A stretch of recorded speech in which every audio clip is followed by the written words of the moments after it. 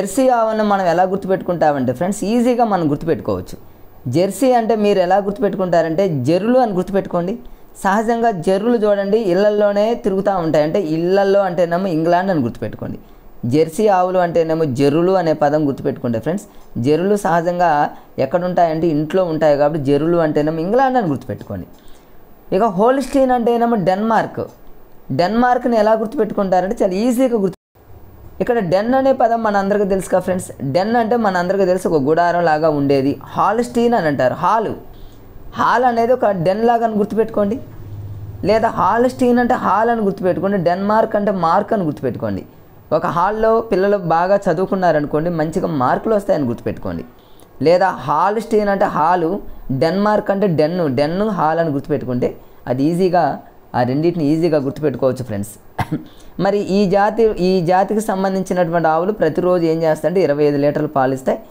మరి జనరల్గా అవి మీరు చదువుకుంటే సరిపోతుంది ఫ్రెండ్స్. ఇందులో ఇంకా కంటిన్యూషన్లో చూసుకున్నట్లయితే ఫ్రెండ్స్ ఇవి ఆవులకు సంబంధించి తర్వాత ఎగ్జామినరు కంటిన్యూషన్లో మరి ఈ ఏరియా మీద ఎక్కువగా ఫోకస్ చేసే అవకాశం ఉంటుంది కాబట్టి ఫ్రెండ్స్ ఇందులో ఎక్కువ జనరల్ పాయింట్స్ ఉంటే అవి చదువుకోండి.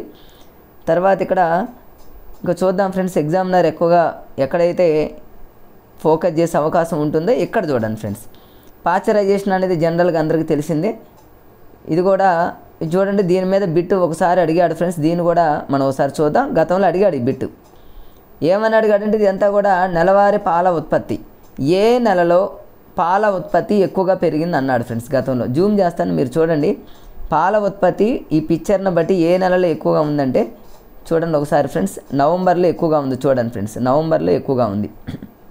ఇక చూడండి నవంబర్ నెలలో చివరి వరకు ఉంది కాబట్టి పాల ఉత్పత్తి ఏ నెలలో ఎక్కువగా ఉందంటే ఫ్రెండ్స్ నవంబర్ నెల అని గుర్తుపెట్టుకోండి. నవంబర్ అనగానే పాలు అనగానే మీరు ఎలా గుర్తుపెట్టుకుంటారంటే సహజంగా పిల్లలకి పాలు ఇచ్చామనుకోండి వాళ్ళు సహజంగా ఏం చేస్తారు నవ్వుతూ ఉంటారని గుర్తుపెట్టుకోండి.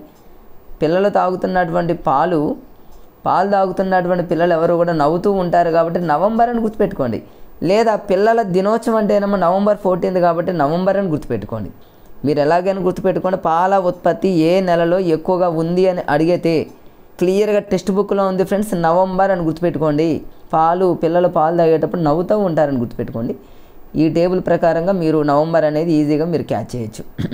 తక్కువగా అనేది ఇవ్వడానికి అవకాశం లేదు, అయినా సరే చూద్దాం. మరి ఏ నెలల్లో పాల ఉత్పత్తి చాలా తక్కువగా ఉంటుందంటే ఫ్రెండ్స్ 2 నెలలు. ఈ 2 నెలలు ఒకటి ఏప్రిల్ ఒకటేమో మే. అంటే ఏప్రిల్ అంటే ఏ రాద్దాం, మే అంటేనే మే రాద్దాం. ఏఎం అంటే మార్నింగేగా. పాల ఉత్పత్తి తక్కువగా ఉండేది ఏ నెలలు అంటే ఏఎం అంటే మార్నింగ్ లాగా. ఏ అంటేనేమో ఏప్రిల్, మే అంటేనేమో మే. ఏప్రిల్ మే నెలలో చాలా తక్కువగా ఉంటుంది. నవంబర్ అంటే మాత్రం పాల ఉత్పత్తి ఎక్కువగా. ఈ పిక్చర్ ద్వారా ఆ 3 బిట్స్ ఎగ్జామినర్ ఫోకస్ చేసేటటువంటి ఏరియా కాబట్టి అది చూసుకోండి ఫ్రెండ్స్. తర్వాత ఇక ప్రొఫెసర్ జేకే కురియన్ ఖచ్చితంగా దీని మీద మనం చెప్పనవసరం 100% బిట్ రావాల్సిందే. గతంలో చాలాసార్లు అడిగాడు. ఈ టేబుల్ మీద మళ్ళీ ఇస్తాడు ఫ్రెండ్స్. ప్రొఫెసర్ జేకే కురియన్ ఎలా గుర్తుపెట్టుకుంటారు? ఈయన భారతదేశపు శ్వేత విప్లవ పితామహుడు. శ్వేతం అంటేనేమో ఫ్రెండ్స్ తెల్లని అని అర్థం. ఇప్పుడు శ్వేతనాగు అనేది ఒకటి చూశారు కదా మూవీ. శ్వేతనాగు అంటే తెల్లనాగు. అంటే శ్వేత విప్లవం అన్న, వైట్ ఆపరేషన్ ఫ్లడ్ అన్న, వైట్ రివల్యూషన్ అన్న, వైట్ అనే పదం కానివ్వండి, ఆపరేషన్ ఫ్లడ్ అనే పదం కానివ్వండి, శ్వేత విప్లవం అనే పదం కానివ్వండి వస్తే మాత్రం జేకే కురియన్ అనే పదాన్ని గుర్తుపెట్టుకోండి ఫ్రెండ్స్. జేకే కురియన్ని మీకు గుర్తు రావట్లేదు అనుకోండి. వర్షం చూడండి సహజంగా మనం ఆవులకి పాలు తీస్తున్నటువంటి రైతులు పాలు తీస్తున్నప్పుడు పాలు అనేవి ఇలా వర్షం కురుస్తున్నట్టు కురుస్తూ ఉంటుంది అనుకోండి. అలా అనుకున్నట్లయితే మీకు జేకే కురియన్ అనే పదం గుర్తొస్తుంది. ఇక భారతదేశ శ్వేత విప్లవంలోనే పాలు గుర్తుపెట్టుకున్నట్లయితే పాలు వర్షం కురుస్తున్నట్టు కురుస్తుంది కాబట్టి జేకే కురియన్ అనే పదం క్షణాలలో మీకు వస్తుంది. ఆప్షన్లో మీరు ఆన్సర్ పెట్టేస్తారు ఫ్రెండ్స్. ఆపరేషన్ ఫ్లడ్ అన్నా, వైట్ అన్నా ఒకటే ఫ్రెండ్స్. మీరు దాన్ని అలా గుర్తుపెట్టుకోండి. నెక్స్ట్ వచ్చేసి ఇక కల్తీ పాలు అనేది జనరల్ మ్యాటర్ ఉంటుంది ఫ్రెండ్స్. అది మీరు మామూలు చదువుకోండి. ఇక ఇందులో ఇక్కడ ఒక ఇంపార్టెంట్ బిట్ ఉంది. గతంలో అడిగాడు ఫ్రెండ్స్. ఏడిఈ పాలల్లో ఉండేటటువంటి విటమిన్లు ఏంటంటే పాలల్లో ఉండేటటువంటి విటమిన్లు అదే అనే గుర్తుపెట్టుకోండి. అదే తెలుగులో జస్ట్ హాస్యంగా అదే అంతే. పాలల్లో ఉండే విటమిన్లు ఏందని ఎవరైనా అడిగారు అనుకోండి అదే అనండి.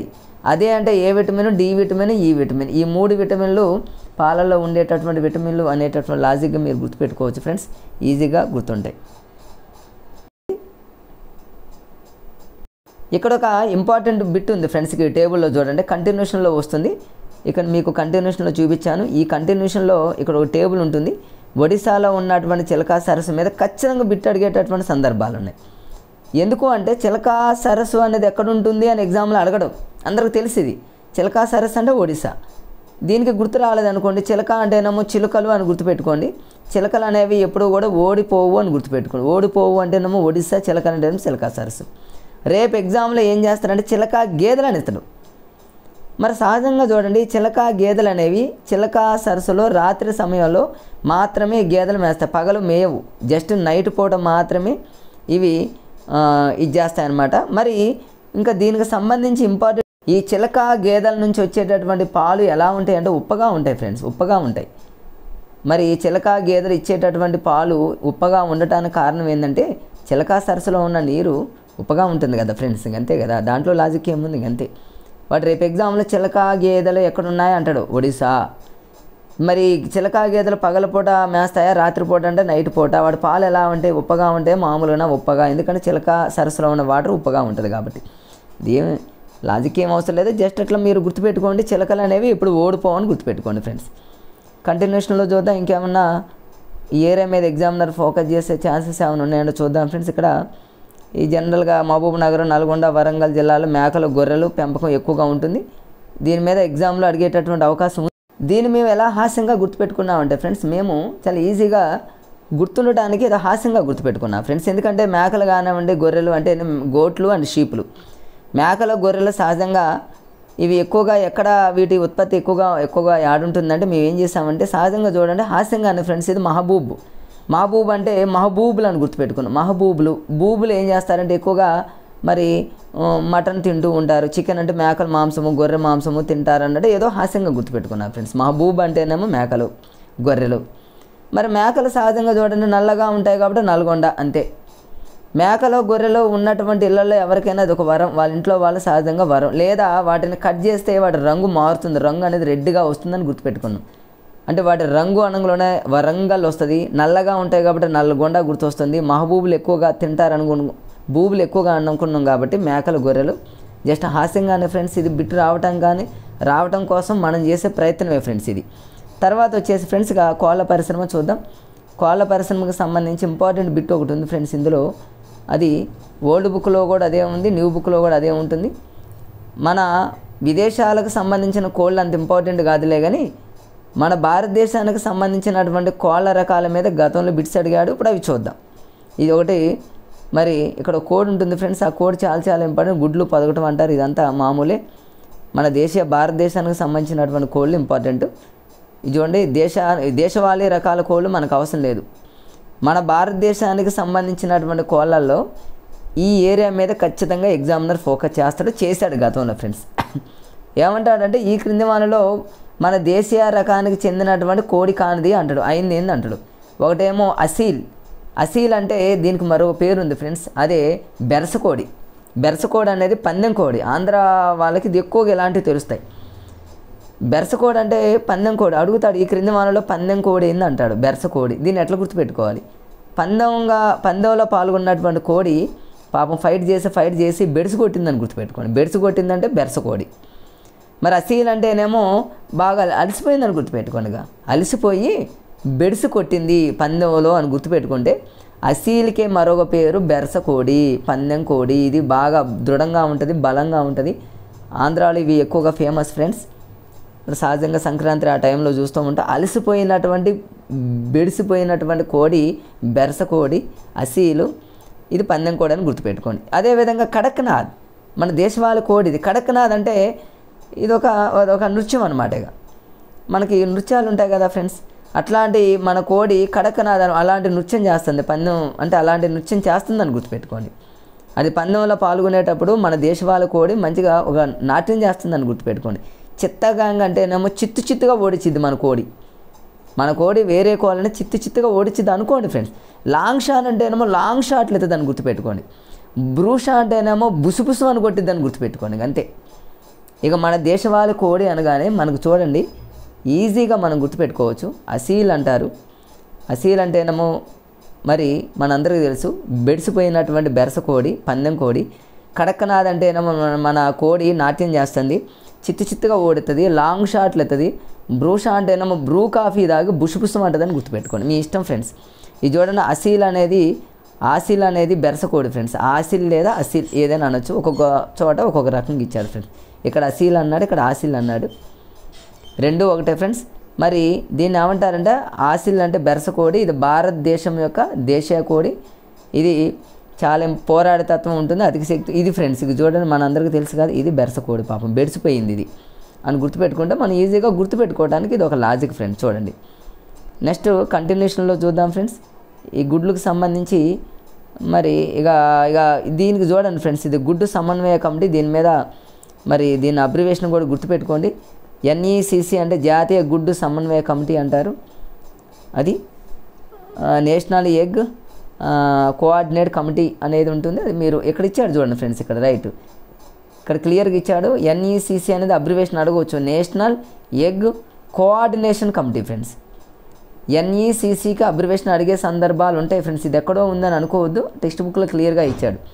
నేషనల్ ఎగ్ కోఆర్డినేషన్ కమిటీ అనే పదం టెక్స్ట్ బుక్లో పెద్ద గుడ్డు కింద ఇచ్చాడు కాబట్టి మీరు దాన్ని గుర్తుపెట్టుకోవడానికి ట్రై చేయండి. ఈము పక్షి అంటే మీ అందరికీ తెలుసు, ఇది ఆస్ట్రిచ్ పక్షి తర్వాత అది పెద్దది, ఇది ఎగరలేనిది. ఇది మరి ఇది ఆస్ట్రేలియాలో పుట్టింది, ఇది మన ఇండియాలో కూడా మాంసం కోసం, అదే తేనెటీగల పరిశ్రమ ఫ్రెండ్స్. వీటి మీద బిట్స్ అడిగే సందర్భాలు ఉన్నాయి ఎక్కువగా.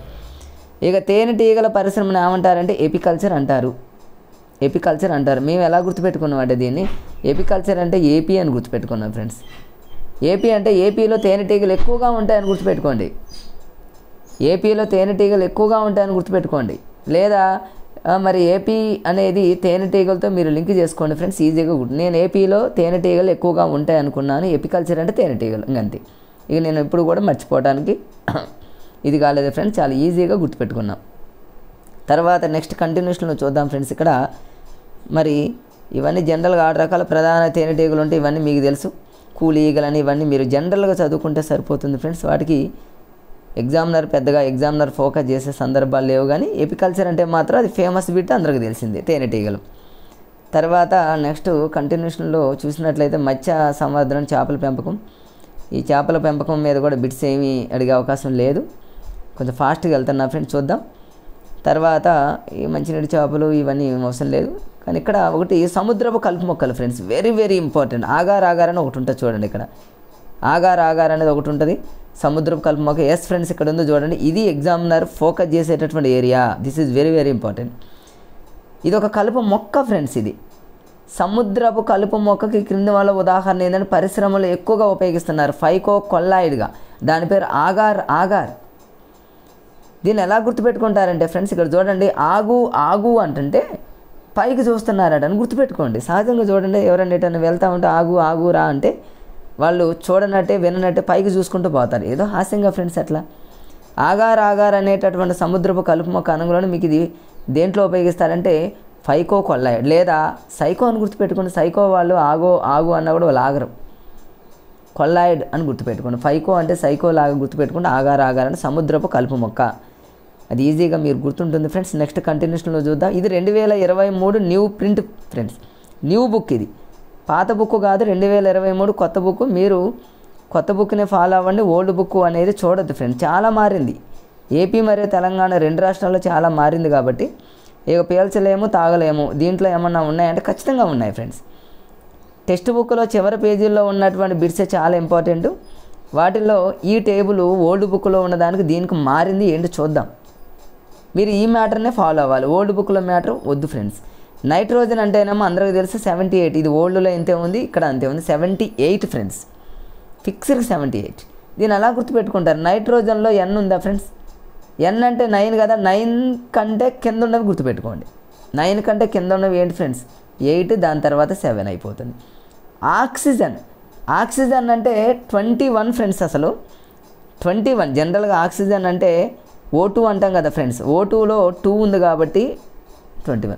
లేదా ఆక్సిజన్లో రెండవ ఆ ఉంది, రెండవ ఆ, మొదటి ఆ కాదు ఫ్రెండ్స్, రెండవ ఆ అంటే 2 అని గుర్తుపెట్టుకోండి. 2 పక్కన 1 వేసుకుంటే 21. కానీ క్లియర్గా ఫిక్స్డ్ వాల్యూ ఇచ్చాడు 20.947 ఫ్రెండ్స్, గుర్తుపెట్టుకోండి. ఆక్సిజన్లో 20.947 ఎలా గుర్తుపెట్టుకుంటారంటే ఒక 1 నెంబర్ గుర్తుపెట్టుకోవడానికి ఒక లాజిక్ ఉంది. ఆక్సిజన్లో చివరిలో ఎన్ ఉంది కాబట్టి ఎన్ అంటే ఏమో పాయింట్ తర్వాత 9 అనే పదం ఒకటి గుర్తుపెట్టుకోండి.